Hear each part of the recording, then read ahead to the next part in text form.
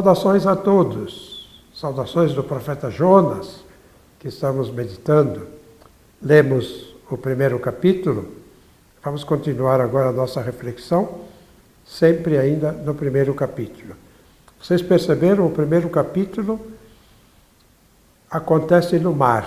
O espaço do primeiro capítulo e do segundo é o mar.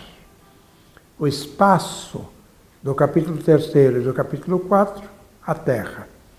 Então, voltando à estrutura do livro. O livro é composto em 4 capítulos e 2 grandes partes.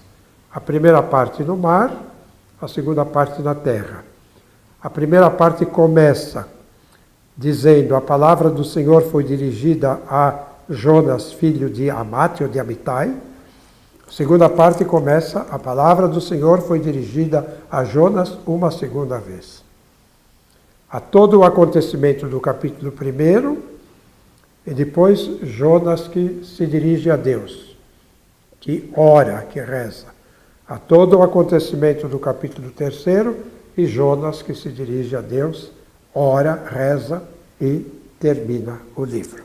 Essa é a grande estrutura elaborada, feita assim pelo autor sagrado.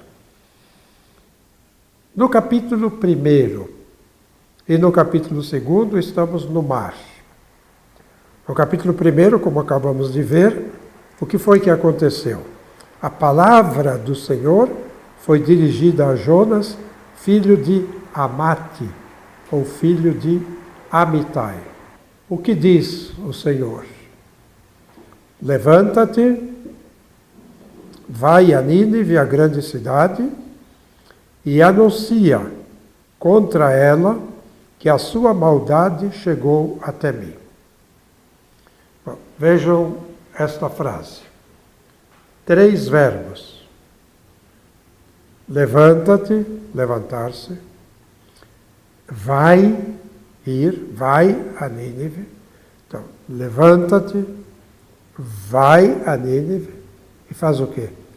E anuncia, clama, anuncia contra ela, anuncia a ela, mas no sentido de oposição a ela, por isso contra, anuncia o quê? Que a sua maldade chegou até mim. Então essa é a palavra de Deus para Jonas. Então podemos imaginar, Deus está sentado no seu trono na eternidade e de repente a maldade, o mal, vamos usar a expressão mal, o mal que existe em Nínive cresceu a tal ponto que chegou diante dos olhos de Deus. Este mal cresce, sobe e Deus o vê. Quando Deus vê o mal da cidade de Nínive, ele chama Jonas e ele diz: vai e anuncia contra ela que eu estou vendo o mal que ela está praticando, que eu sei o que está acontecendo lá. Então vai, anuncia e clama contra ela. Três verbos que dão início à obra e que saem da boca de Deus como um mandato, como uma missão que é dada a Jonas para que ele a realize imediatamente. Então veja como o profeta escreve, né? Levanta-te, vai e anuncia. E Jonas levantou-se, então nós esperamos, e foi e anunciou. Mas não é isso que acontece. Jonas levantou-se para fugir para Tarsis, para longe da face do Senhor. Veja como a frase é construída. Eu esperava, Jonas levantou-se, foi e anunciou. Não. Jonas levantou-se para fugir. Por que não está escrito Jonas levantou-se e fugiu para longe da face do Senhor? Por que o autor escreve para fugir com o infinitivo? Uma técnica que ele vai usar. Sempre que a frase é descrita com o infinitivo, o que está sendo dito não vai dar certo. vai dar errado. Jonas se levanta para fugir, não vai dar certo. Essa fuga não vai dar certo. Ele vai fracassar na fuga. Se ele escrevesse, Jonas levantou-se e fugiu, aí sim daria certo. O verbo conjugado. Mas isso não é regra de gramática, nem regra de hermenêutica bíblica. É o modo de escrever deste autor, que sabe escrever e sabe transmitir a sua mensagem pelo modo como ele escreve.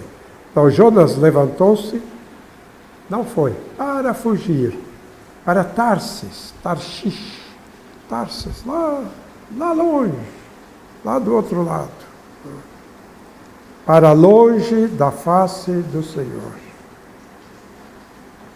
para se afastar, para fugir da face do Senhor.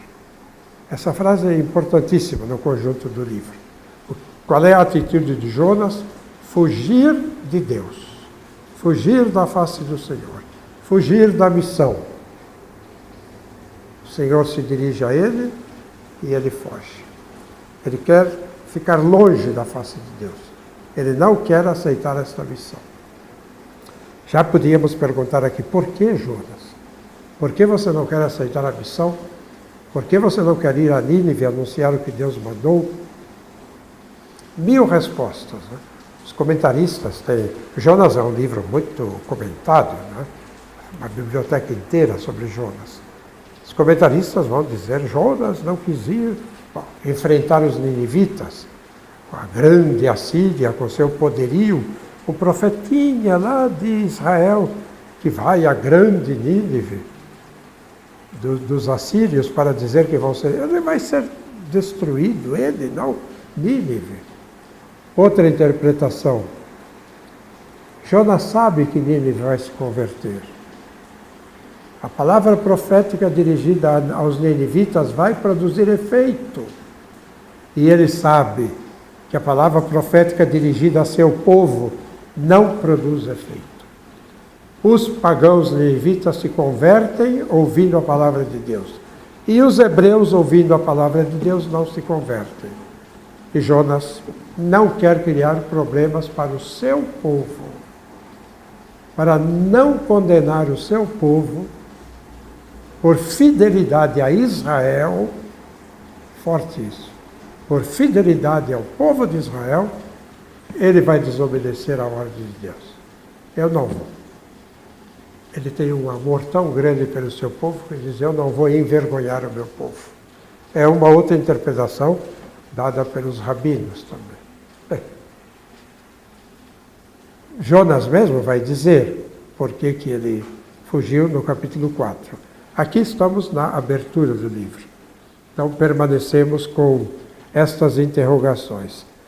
Ele foge para longe da face do Senhor, porque ele não quer se comprometer com a missão. Ele tem medo por alguma razão. Será que vai dar certo fugir da face do Senhor? O verbo estava no infinitivo, não vai dar certo. Esta fuga não será bem sucedida. Então vem aí uma descrição da fuga de Jonas. Como é que ela vai acontecendo.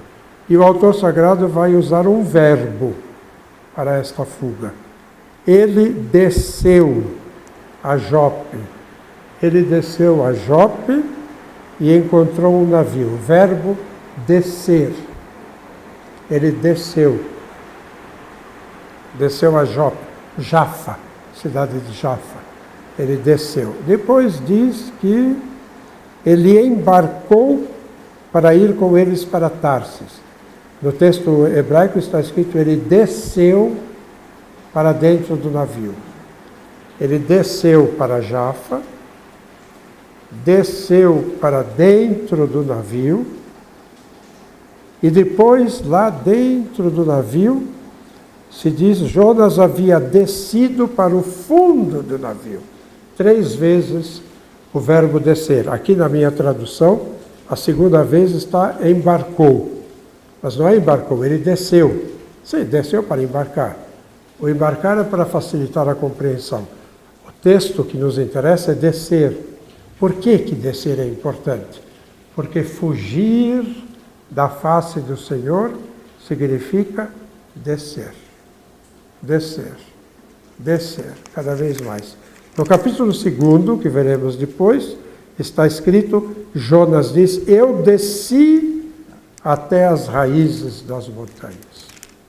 Ele vai descendo, descendo, descendo, até não poder mais.